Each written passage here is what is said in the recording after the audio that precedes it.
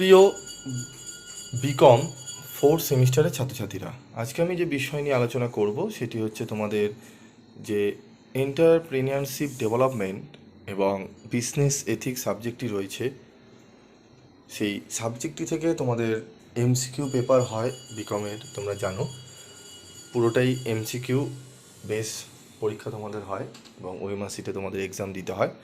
তো গুরুত্বপূর্ণ ছোট প্রশ্নগুলো তোমাদের অনেকটাই নির্বাচন করতে একটু অসুবিধা হয় পেপারগুলোতে, এবং তোমাদের ঠিক কোথা থেকে পড়বো এই বিষয়গুলো একটুখানি ভয় থাকে।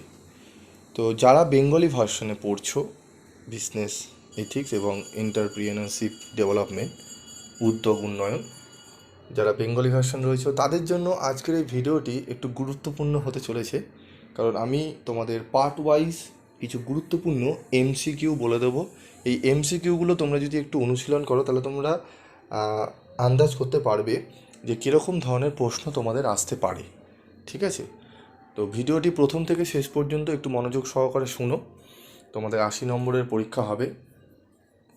উদ্যোগ উন্নয়ন থেকে তোমাদের এন্টারপ্রিনেনশিপ ডেভেলপমেন্ট থেকে তোমাদের থাকবে আন্ত্রেপোনা, যাকে বলে আন্ত্রেপোনা থেকে থাকবে তোমাদের হচ্ছে 40 নম্বর, এবং বিজনেস এথিক্স কারবারি বা ব্যবসায়িক নীতি থেকে থাকবে হচ্ছে 40 নম্বর। পুরোটাই এমসিকিউ বেস পরীক্ষা হবে।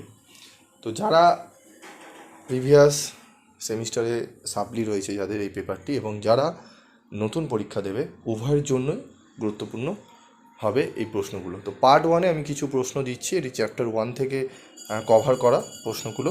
তো দেখে নাও প্রশ্নগুলো এক এক করে। একটি উদ্যোগের মধ্যে নিচের কোন উপাদানগুলি উপস্থিত থাকে? সৃজনশীলতা, উদ্ভাবন। উত্তর তোমরা দেখে নিতে পারছো। তো প্রশ্নগুলো দেখো। কারবারি উদ্যোগের ক্ষেত্রে নিচের কোন মন্তব্যটি অধিক উপযুক্ত? উদ্যোগ হলো ঝুঁকিবহুল কারবারি প্রচেষ্টা যার মধ্যে বন্ধুত্ব থাকে। অর্থনীতি পিটার উদ্যোগকে কী নামে অভিহিত করেছেন? ধ্বংসাত্মক সৃজনশীলতা। ক্রমবর্ধমান সম্পদ সৃষ্টির সচল প্রক্রিয়াই হলো উদ্যোগ। মন্তব্যটি কে করেছিলেন? রবার্ট রনস্ট্যান্ড করেছিলেন। সম্পদকে প্রগতিশীল কাজের উদ্দেশ্যে পরিচালনা করাই হলো উদ্যোগ গ্রহণ। উদ্যোগ সংক্রান্ত এই সংজ্ঞাটি কে দিয়েছেন? PF Drucker. এন্টারপ্রিনিয়ার শব্দটি কোন বিদেশি শব্দ থেকে উদ্ভূত হয়েছে? ফরাসি শব্দ। উৎপাদনে পরিবর্তন শুরু করাই হলো উদ্যোগ, সংজ্ঞাটি কে দিয়েছেন? পল এইচ উইলকে। একটি মাঝারি সেবা প্রদানকারী সংস্থার প্রয়োজনীয় যন্ত্রপাতি কেনার জন্য লগ্নির ন্যূনতম ও সর্বাধিক লগ্নির পরিমাণ কত? 2 কোটি থেকে 5 কোটি। উদ্যোগের স্থান নির্বাচন সংক্রান্ত সিদ্ধান্ত নির্ধারণকারী যেসব বিষয় বিবেচনা করতে হয় তাদের মধ্যে নিচের কোনটি পড়ে না? লাভ, যোগ্যতা।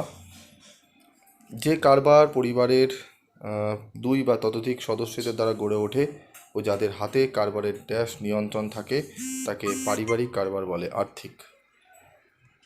ধারণার অঙ্কুরোদ্গম, প্রস্তুতি পর্ব, উন্মেষ পর্ব, উদ্ভাবন পর্ব এবং যাচাইকরণ কোন বিষয়ের সঙ্গে সম্পর্কিত?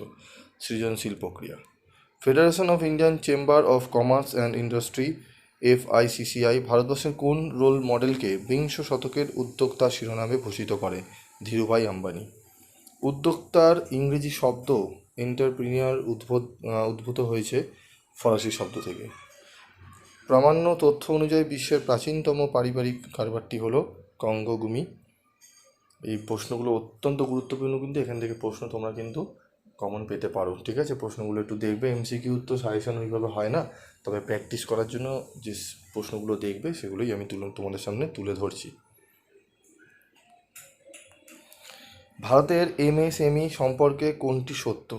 দুর্বল পরিকাঠামো, জটিল শ্রম আইন। তো অপশান উত্তর হবে ডি। পরবর্তী প্রশ্নের উত্তরগুলো দেখে নাও, আমি আলোচনা করলাম না, ভিডিওটি লং হয়ে যাবে, তোমরা দেখে নাও।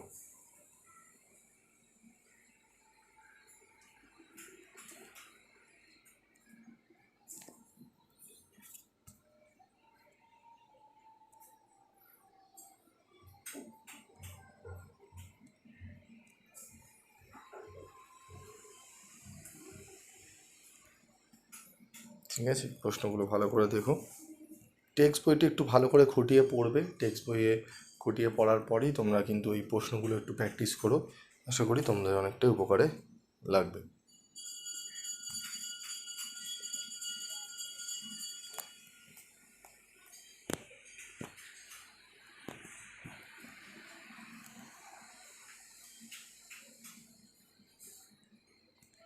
প্রশ্নগুলো তোমরা দেখে নাও।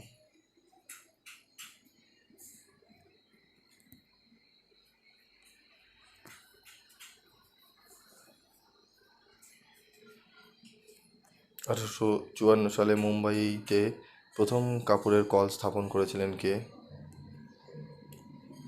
ঠিক আছে, উত্তরগুলো তোমরা দেখে নাও। আশা করি প্রশ্নগুলো তোমাদের প্র্যাকটিস করলে তোমরা অনেকটাই উপকৃত হবে। তো পরবর্তী ভিডিওতে আমি পার্ট 2 নিয়ে খুব শীঘ্রই হাজির হব। আমাদের ইডি থেকে আমি 3টে পার্টে কোশ্চেন দেবো এবং বিজনেস এথিক্স থেকেও আমি 3টি পার্টে কোশ্চেন দেবো। তো এই 6টি পার্ট তোমরা ভালো করে যেও, আশা করি তোমরা অনেকটাই উপকার পাবে। ঠিক আছে, এমনই ভিডিও পাওয়ার জন্য অবশ্যই চ্যানেলটি সাবস্ক্রাইব করে রাখবে এবং পাশে থাকা বেল আইকনে ক্লিক করে রাখবে, যাতে যখনই আমি তোমাদের জন্য ভিডিও বানাবো তার নোটিফিকেশন তোমরা পেয়ে যাবে। তোমাদের বিকমের যত থিওরিটিক্যাল পেপারগুলো রয়েছে, যে এমসিকিউ পেপারগুলো, যেগুলো তোমাদের অনেকটাই ভয়ের কারণ হয়ে দাঁড়ায়, এমসিকিউ তোমাদের পেপারগুলোতে অনেকেই সাপ্লি তোমরা পেয়ে যাও। তো তাই জন্যই আমি থিওরি পেপারটা বিশেষ করে একটু যত্ন সহকারে তোমাদের সামনে তুলে ধরছি, যাতে তোমরা কেউ সাপ্লি যাতে না পাও, যতটুকু পারো, যতটুকু নাম্বার আছে 30%, সেই নাম্বারটুকু যেন তোমরা তুলে নিতে পারো। তো আজকের মতো ভিডিওটি শেষ করছি, দেখা হবে পরবর্তী ভিডিও ক্লাসে।